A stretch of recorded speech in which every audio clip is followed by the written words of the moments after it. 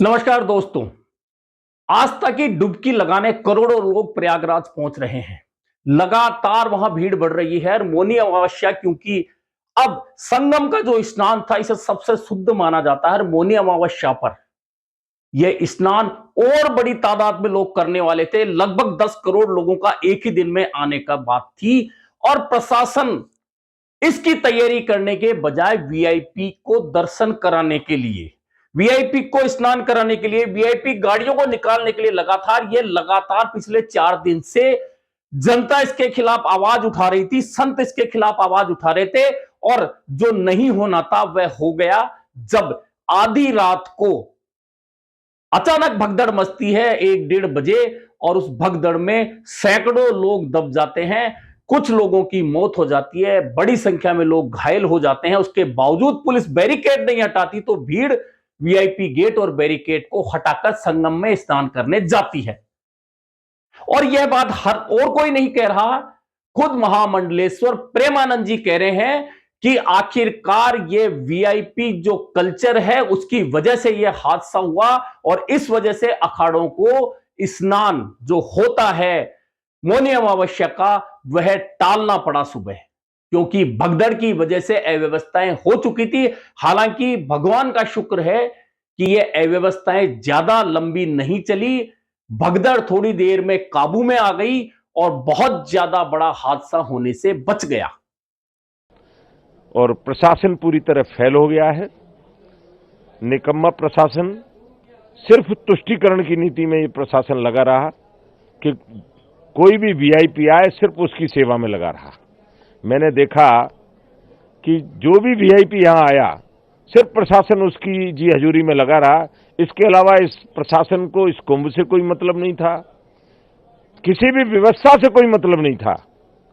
और जब 25 बार हम सारे अखाड़े मिलकर कह रहे थे कि सेना के हवाले इस कुंभ को कर दीजिए, हमारे देश में सेवाभावी लोगों की कमी नहीं है, अगर ये सेना के हवाले कुंभ हो जाता तो मुझे नहीं लगता कि इतना बड़ा हादसा होता।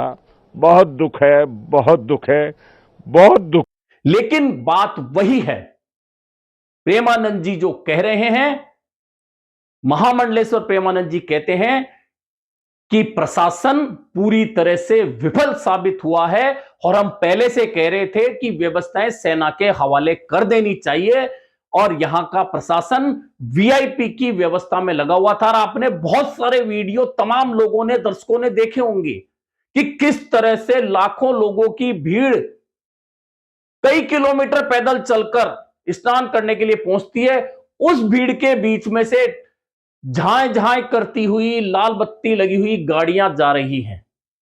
आखिरकार यह वीआईपी कल्चर, एक और तो प्रधानमंत्री नरेंद्र मोदी वीआईपी कल्चर को लेकर टीवी पर लेक्चर देते दिखते हैं, दूसरी ओर यही वीआईपी कल्चर, क्या गंगा वीआईपी के लिए अलग बहती है? क्या उसका पानी अलग हो जाता है वीआईपी के लिए? यह बताने वाला कोई है? जब गंगा का पानी एक है, सरस्वती का पानी एक है, यमुना का पानी एक है, तो फिर ये वीआईपी कल्चर ऐसी जगह पर भी जहां आस्था के लिए लोग जाते हैं, और आस्था में भी अगर वीआईपी कल्चर ढूंढा जाता है तो क्या यह आस्था दिखावा नहीं है? इस पर जब एक बात 2 दिन पहले महू में कांग्रेस के अध्यक्ष मल्लिकार्जुन खड़गे ने एक भाषण दिया था कि नहाने से क्या गरीब को रोटी मिल जाएगी, बहुत लोगों ने इस पर आपत्ति की थी। हालांकि खड़गे ने यह भी कहा था कि मैं किसी की आस्था पर उंगली नहीं उठाता, सब लोग अपने घर से पूजा पाठ करके निकलते हैं, महिला पुरुष अपने अपने तरीके से सब पूजा करते हैं, करें। लेकिन जो लोग वहां जाकर दिखावा करते हैं, जब तक डुबकी लगाते रहते हैं तब तक उनका वीडियो और फोटो सही तरीके से नहीं आ जाए, तो बहुत सारे लोगों ने खड़गे पर सनातन विरोधी होने के आरोप लगा दिए थे, जड़ दिए थे। लेकिन अब इस बात पर कोई आवाज नहीं उठाता कि ये वीआईपी कल्चर ऐसी जगह पर क्यों, जहां करोड़ों लोग आ रहे हैं और जहां उन्हें चलने को रास्ता नहीं मिल रहा, वहां वीआईपी गाड़ियां उन भीड़ में से निकल रही है। तो लोगों का गुस्सा आखिरकार उस वीआईपी कल्चर पर क्यों नहीं फूटेगा? और उसी वीआईपी कल्चर की वजह से प्रयागराज में यह भगदड़ मची। अभी तक बताया जाता है कि कुल मिलाकर जब मैं वीडियो बना रहा हूं तो 11 लोगों की मौत हो चुकी है और 50 से ज्यादा लोग घायल हैं। बहुत सारे लोगों के परिजन खो चुके हैं, बहुत लोगों के साथी खो चुके हैं, बहुत सारे लोगों की आंखों में आंसू आपको देखने को मिल जाएंगे जो अपने परिजनों को ढूंढ रहे हैं।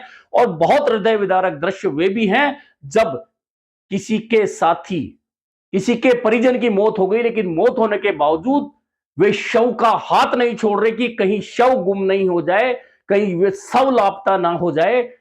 वे उस शव का हाथ नहीं छोड़ रहे। सोच सकते हैं कि आप वह क्या दृश्य रहा होगा।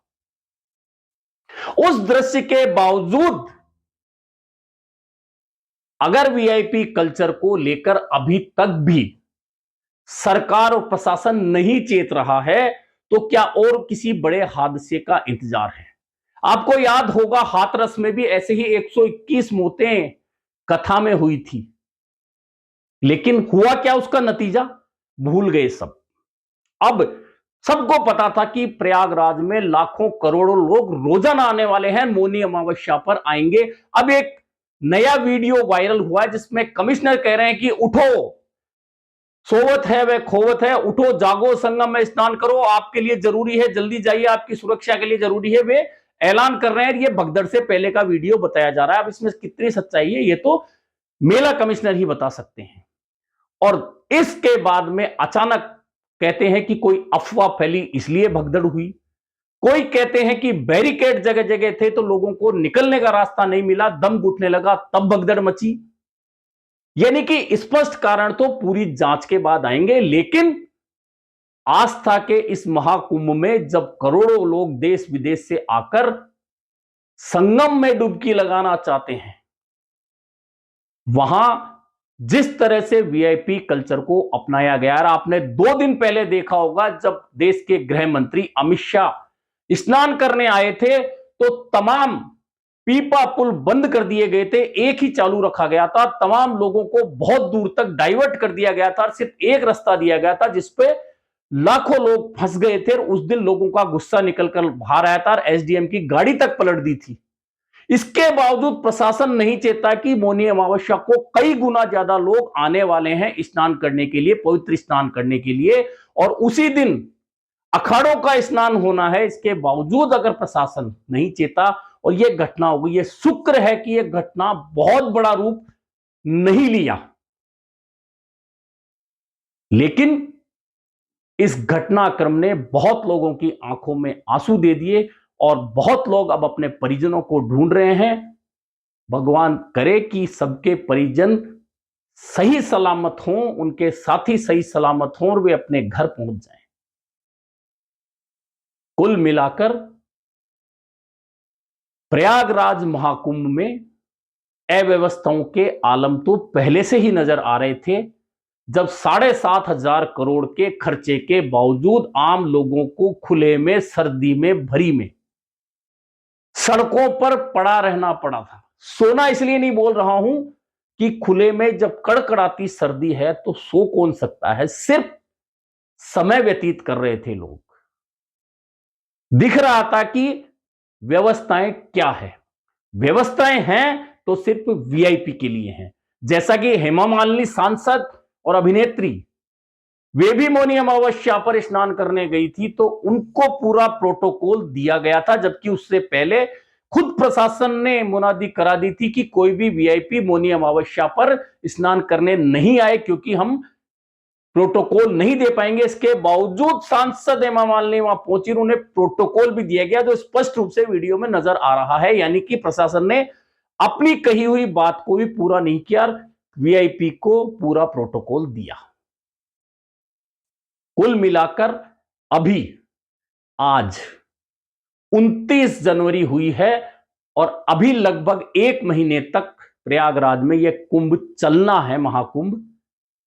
ऐसे में आगे जाकर कोई ऐसा घटनाक्रम ना हो, इसको लेकर प्रशासन और उत्तर प्रदेश सरकार चेत गई होगी, केंद्र सरकार चेत गई होगी। और इस वीआईपी कल्चर जिसमें कि बहुत सारे पास बांटे गए हैं और लाल बत्ती की उन गाड़ियों में बहुत सारे लोग अपने परिजनों को भरकर संगम तक पहुंच रहे हैं, संगम के नजदीक तक पहुंच रहे हैं डुबकी लगाने, उन गाड़ियों के काफिलों को भीड़ के अंदर गुजरने से सरकार और प्रशासन रोकेगी, ताकि आम लोग, क्योंकि आस्था वीआईपी और गरीब की अलग अलग नहीं होती, अगर आस्था है तो सबकी बराबर है, ये आस्था बराबर रहे, कोई वहां वीआईपी ना हो और आगे इस तरह का हादसा ना हो। यह सबक शायद सरकार और प्रशासन आज के इस हादसे से लेगा।